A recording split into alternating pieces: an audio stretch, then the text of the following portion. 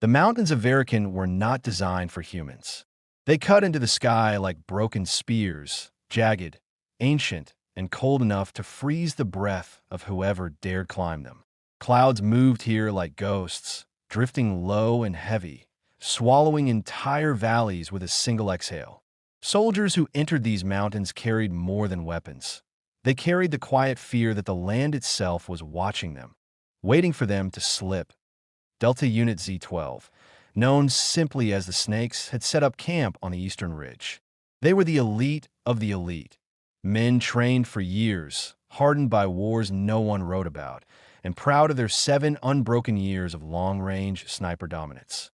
Their current deployment had a single purpose: test new recruits, eliminate intruders crossing through the mountains, and maintain their record of impossible shots. That record stood at 2,960 meters. A shot so far the bullet almost seemed to forget its target. In 01 had come close in 01. Until today. She arrived without a sound, stepping out of the fog like a shadow choosing to become flesh. A woman dressed in dust-colored combat gear, her hair tied back tightly, her eyes sharp enough to cut through the smoke of the campfire. She looked young, too young, perhaps, yet her face carried a stillness that immediately disturbed the men who noticed her. "Recruit?" One of the snipers muttered. "Looks like it," another said. "Another rookie will have to babysit," the third snorted. "And probably another one who thinks she can shoot." The fourth laughed. Their commander stepped forward. Colonel Draxi, 6'4", beard trimmed like a blade, voice carved from stone. "You're late," he said calmly. She didn't flinch. "I wasn't late, sir. Everyone else arrived at dawn. I arrived exactly when I meant to." Her tone wasn't disrespectful. It was simply true, and that irritated the colonel in a way he couldn't explain. "What's your name?" he asked. She paused only for a second. "Aria Hale." Some of the men exchanged looks. "Aria," one whispered. "Hale? Like General Hale?" "No way. He didn't have a daughter. He didn't have a living one." The colonel raised his eyebrows. "Any relation to General Hale?" Aria stared at him steadily. "No, sir." The colonel didn't believe her, but he didn't push it. Everyone had ghosts in this place. Delta Unit Z-12 had no interest in her background anyway. They were far more interested in the rifle strapped across her back. A long-range anti-material beast modified, with an extended carbon barrel and a custom-built stabilization skeleton. It was a weapon made for impossible distances, and she carried it like it weighed nothing. Still, the men laughed quietly behind her as she walked past. "Look at her, she's what, 120 pounds? That rifle's bigger than she is. She's gonna dislocate her shoulder on the first shot. Why do they keep sending us these wannabe heroes?" Aria didn't turn, didn't react, didn't blink. She simply walked toward the open field where everyone was preparing for the day's marksmanship test. The colonel explained the rules. You have 1 hour to sight in. After that, each sniper gets 3 shots. The target is a reinforced steel plate placed at, he paused for effect, 3,001 meters. A subtle silence filled the air. That number mattered. It was 1 meter beyond the Delta Snake's record. A direct challenge. A border only the elite touched. The men smirked that no rookie had ever hit that plate. Some had retired after failing. Others quit earlier. Aria listened quietly, her eyes fixed not on the colonel, but on the mountain range behind him, as if memorizing every angle of wind, slope, and elevation. "Good," Draxi said. "Let's begin." The snipers dropped into position. Some lay prone on the gravel. Others sat behind tripods. A few checked the wind meters strapped to their wrists, mumbling corrections. Aria walked alone to the far left shooting lane, a spot nobody liked. The ground was uneven. Wind was unpredictable. The angle made calculations brutal. One of the men called out, "Hey, rookie!" "Wrong lane. That one's cursed." Another shouted, "That lane's where dreams go to die." Laughter followed. Aria knelt slowly and set her rifle down. For a moment, no one spoke. Something about the way she moved, methodical, almost surgical, made even the loudest men subconsciously quiet. She adjusted her bipod, checked her scope, measured the wind not with a device, but by watching the tremble of a far-off tree branch. The colonel noticed. No equipment? He asked. Aria answered softly. Nature already gives the answers. The men snickered again. Okay, Miss Wizard, one said. Sure, talk to the trees, another added. Let's see how far that gets you. Aria didn't respond. She lay down, stretched her arms forward, settled the rifle against her shoulder, and exhaled once, slowly enough to look like she was letting go of every sound, every distraction, every doubt. The colonel lifted his hand. Shooters ready. The wind dropped for a moment, as if listening. Fire. The first man took his shot, bullets slicing the air, missing by nearly a meter. Second man shot, closer, but still off. Third man hit the edge of the plate, sparks flying. Fourth man landed a clean hit, his teammates cheering as if tradition demanded it. Then it was Aria's turn.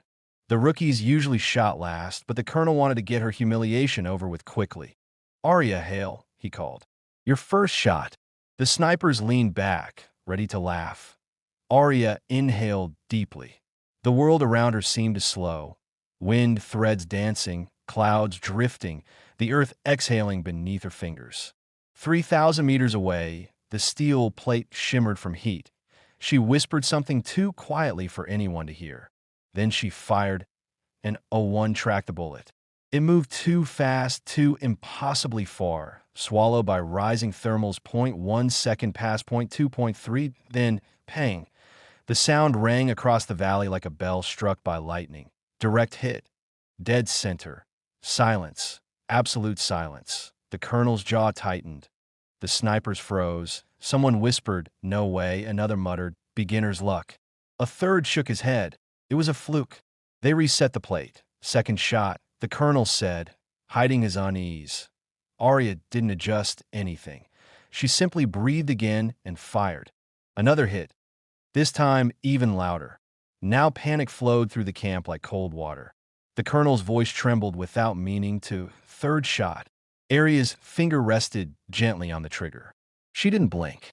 She didn't waver. She fired. Crack. Pang. 3 shots. 0.3 hits. All center. All impossible. All beyond a record. The Delta Snake sat in stunned silence as Aria calmly lifted her rifle, dusted it off, and slung it over her shoulder with the same ease someone might handle a violin. Without looking at anyone, she walked toward the colonel and said in a steady voice, "You asked for a sniper, sir. I'm here." For a moment, Draxi didn't speak. Then, slowly, he nodded, "Welcome to Delta Unit Z12. But the rest of the snipers weren't ready to accept her. Not yet. Their pride was wounded. Their record shattered. Their egos cracked. And nothing angers elite soldiers faster than the truth that someone better has arrived. Especially someone they laughed at. Especially someone they underestimated. Especially a woman who didn't say a single boastful word. As Aria walked away from the range, the men whispered among themselves, quiet but furious, "I don't buy it. She cheated. No one hits 3 in a row. Something's wrong about her. She's hiding something." And they were right about one thing. Aria Hale was hiding something, that a past, that a secret, a legacy carved in blood and silence. Tonight, that legacy would come hunting her, and the men who mocked her, the men who laughed, the men who thought she was nothing, were about to learn exactly what she was made of. This was only the beginning of her story, and the mountains would bear witness. Night crawled across the mountains of Verican like a living shadow, swallowing the last strands of gold sunlight until only the cold blue of dusk remained. The Delta Snakes sat around their campfires, sharpening knives, reloading magazines, and pretending not to look toward the tent where Aria Hale was cleaning her rifle. They had never seen someone shoot like her. No one had. Not even the highest-ranking snipers in the outer forces. Her triple center hit at 3,001 meters had spread around the camp like wildfire. Whispers turned into theories, theories twisted into suspicion, and suspicion hardened into resentment. Men who lived their entire lives believing they were the best now felt the ground beneath their pride crumble. And pride, especially the pride of elite snipers, was a dangerous thing to injure. Some watched her with envy, others with curiosity, but a handful watched her with something far darker. The colonel was alone in his command tent reviewing satellite uplinks when the first sign of trouble appeared. a small blinking red icon. Unidentified movement coming down the northern ridge. He zoomed in .10 heat signatures in 12. He magnified the infrared resolution .12 armed men. Traveling fast, moving with practice formation. Their signatures didn't match any of the mountain patrols. Their weapons glowed bright on thermal, long-range rifles, modified silencers, high-density ballistic packs. These weren't smugglers. These weren't rebels. These were professionals, and they were coming straight toward the Delta Snakes camp. The colonel moved to grab his radio, but paused. Each heat signature carried the same emblem etched on their chest plates, a wolf skull surrounded by a ring of fractured stars. His heart froze. Not them. Anyone but them. The Black Howlers, the most lethal mercenary unit in the underground world, snipers trained to disappear into snow, fog, or shadow. Men who lived without identity, without loyalty, without nation. Men who only served one purpose: eliminating targets that no one else could touch. Targets like Aria Hale. Because Aria Hale wasn't just a sniper. She was the last survivor of a unit the Black Howlers wiped out years ago, that a massacre that was never written, never spoken, never acknowledged, a massacre Aria had been running from ever since. And now they had found her.